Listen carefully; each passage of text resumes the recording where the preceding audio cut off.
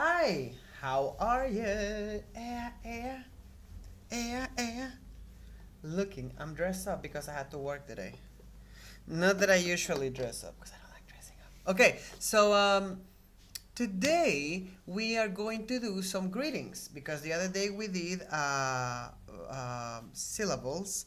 You still owe me the audio for the syllables. You're supposed to send it to me so I can check if you can do your syllables.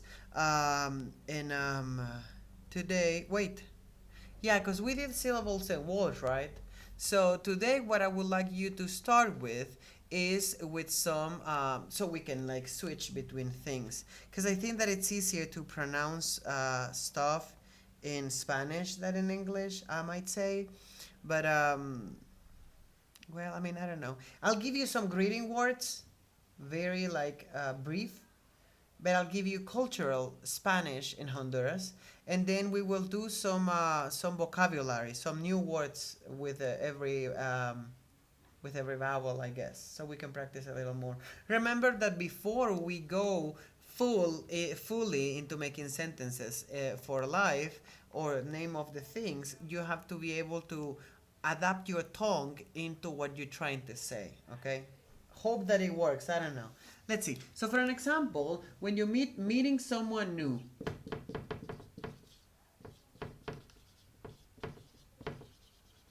okay.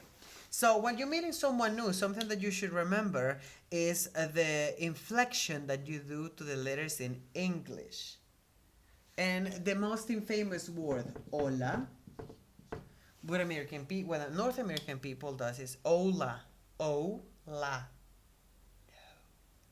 We're not giving any inflection to the O as an U. That's an American thing, and that's something that we as Hispanic speaking people, um, we have to learn from you. We have to learn that when we see an O for us is an O, but for you is an O, and we have to learn how to pronounce it. Now, I would like you to learn how to pronounce it without giving the inflection to the O. O. Hola. Hola. And maybe you can just practice it. Hola. There's something very fun in TikTok. I don't have TikTok. I've seen it around in the internet. It's not in TikTok. Something about hola, te pico la cola. And it's like, it's for an animal, I'm sure, but it wasn't addressed to an animal. It's someone of like, hey, I'm gonna pick your tail. But not specifically tail, maybe they're, behind. Hola, te pico la cola. Like pinching the tail. Hola, cómo estás. And again, we see that that we have another O, so we don't say como. ¿Cómo estás? And we don't give a lot of pronunciation to the S's. ¿Cómo estás? ¿Cómo? I'm not trying to make fun of anybody here. I'm just trying to make clear that you know the way that we hear when someone speaks English and then they speak Spanish, the way that you think you're saying it, because I don't have you in front of me, and the way that we would expect to hear it in regular Spanish. So we say hola. You can just say hola to someone. Someone is going to say hola to you, and then it's your turn to speak. ¿Cómo estás? After that, people might give you an answer, so you should be aware that they might give you a very fast speaking answer. But then you can say, hola, ¿cómo estás? And then someone is gonna say, hola, bien. People probably are gonna tell you bien, hola, bien. ¿Y usted?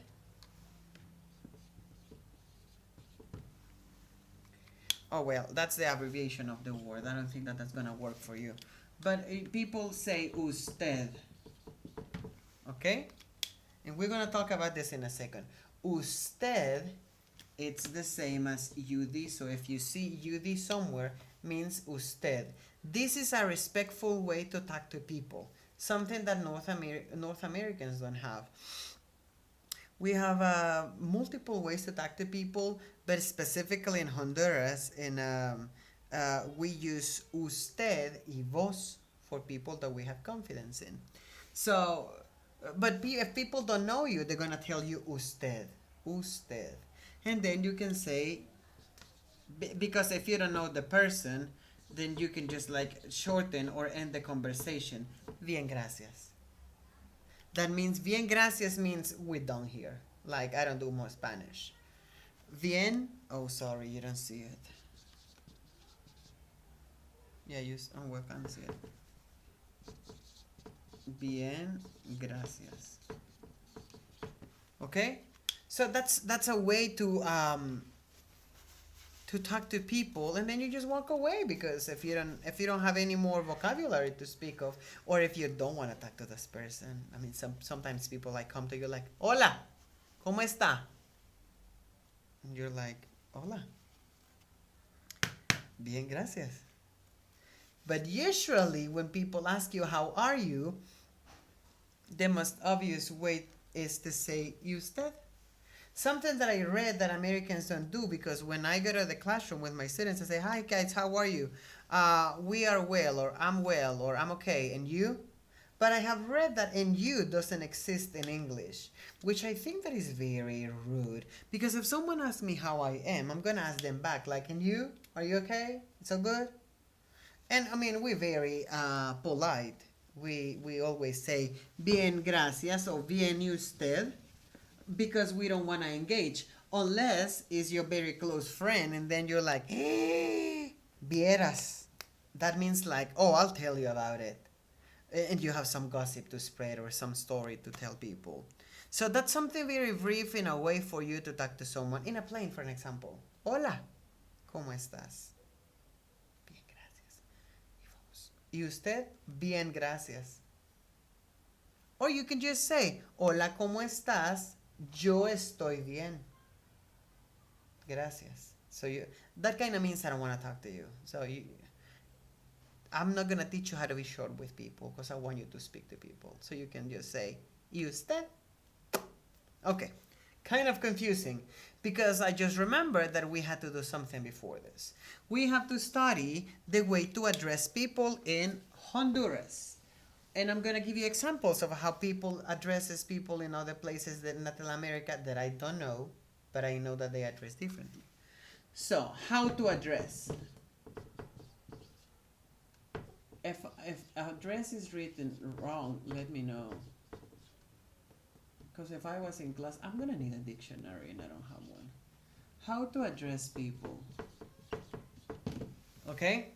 First, to friends, vos. Vos.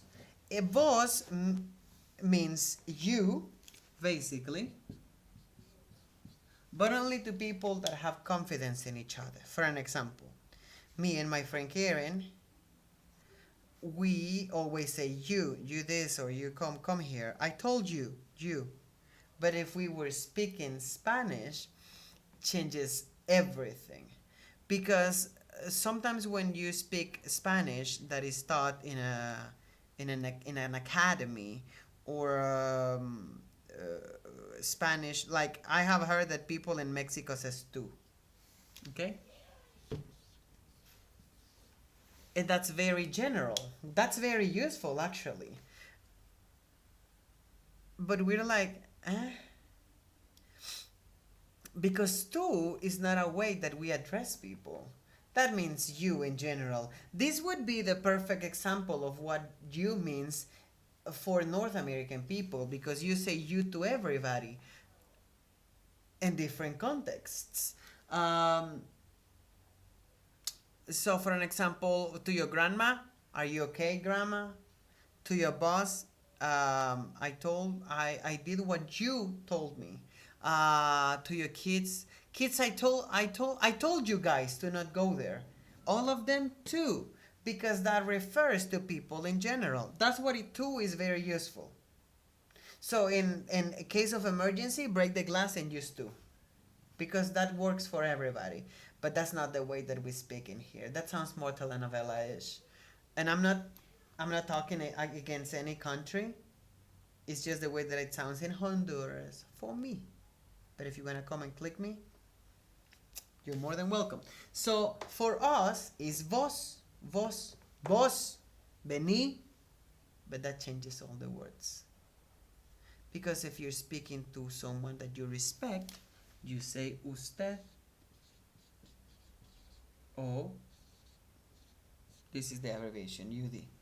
Usted means you, but to people of respect, or to strangers, because you don't know if people usually don't go and we call that vocear.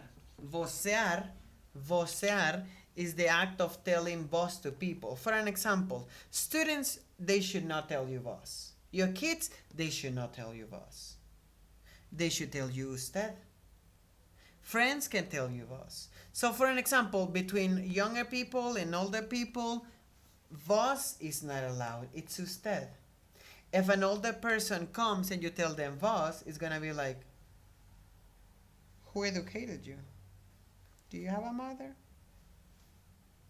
Because that's not the way that we speak, some of us. I tell vos to my mom because it's like, I mean, we have some sort of friendship, but it's not correct. I tell vos to my grandma and she gets aggravated by that.